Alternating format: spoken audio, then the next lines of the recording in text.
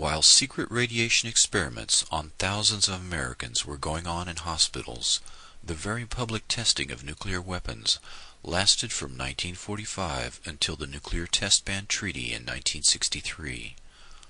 Approximately 253 above-ground tests were conducted in the Pacific and continental United States, in which 200,000 military personnel took part.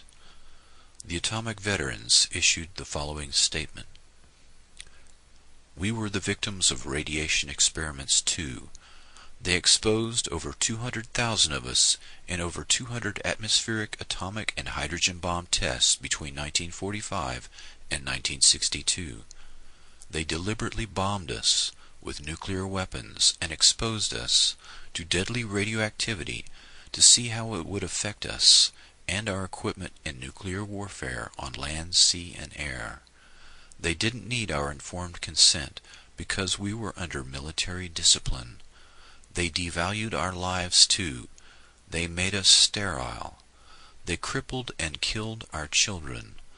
They made widows of our wives, then denied repeatedly and publicly that there was ever any danger. Say the lie often enough, and people will believe it. Of your company? Yes, sir, that's right. How many of your men do you think would volunteer to go up and be in one of those foxholes when the bomb went off?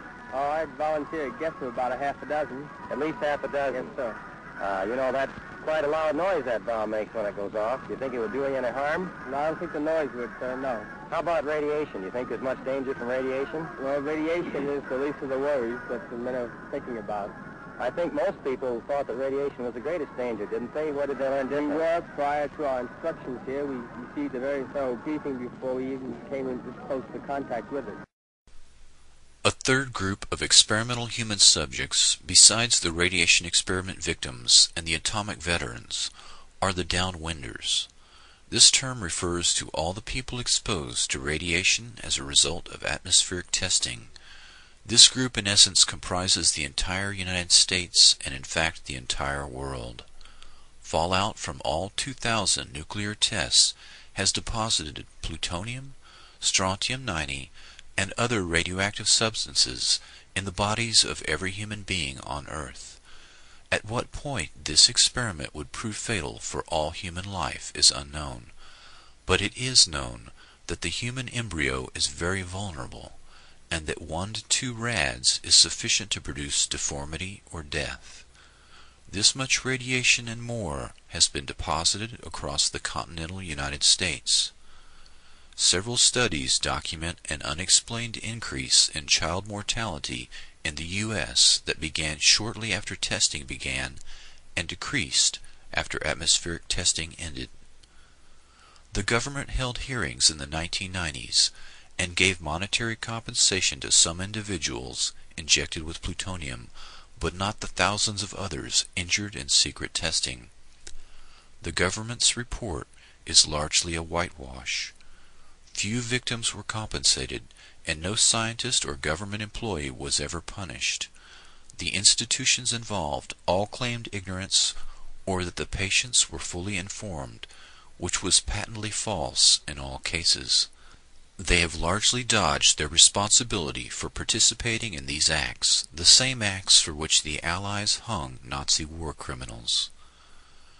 After the 1995 Presidential Advisory Committee on Human Radiation Experiments submitted its final report, the children of the deceased plutonium victims had the following statements.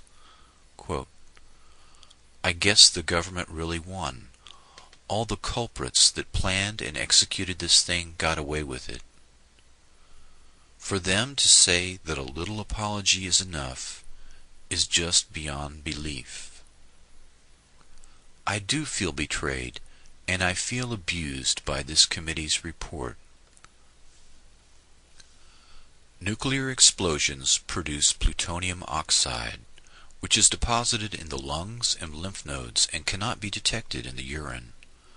The human experimental subjects were injected with a different form, plutonium citrate or plutonium nitrate, which does not show up in the urine. 30 years of testing urine from those exposed in above-ground nuclear tests has led to thousands of tests that show a false negative, meaning that the tests were scientifically useless. It had all been for nothing. Mary Jean Connell, the only living victim of the plutonium experiments, when asked how she felt after receiving $100,000, merely replied, "I'm afraid it's going to happen again, you know."